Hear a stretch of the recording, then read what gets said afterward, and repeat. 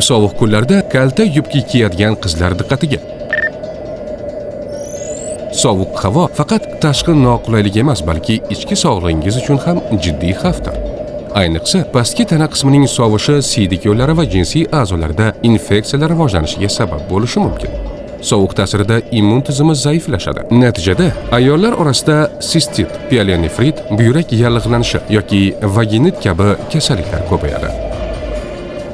Uzoq vaqt davomida sovuqda yurish yoki yupqa kiyim kiyish tuxumdon va bachadon faoliyatiga ham salbiy ta'sir ko'rsatadi. Bu holat reproduktiv tizim faoliyatini buzib, kelajakda homiladorlik bilan bog'liq muammolar keltirib chiqarishi mumkin.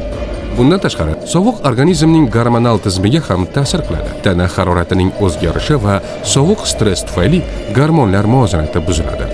Bu esa hayz siklining buzilishi, ovulyatsiyaning kechikishi va umumiy salomatlikning yomonlashishiga olib keladi. Gormonlar organizmning tabiiy muvozanatini boshqaruvchi tizim. Ular metabolizm, kayfiyat, yurak faoliyati, o'sish va reproduktiv jarayonlarga javob beradi. Sovuq tufayli bu muvozanat buzilsa, tananing barcha tizimlari aziyat chekadi.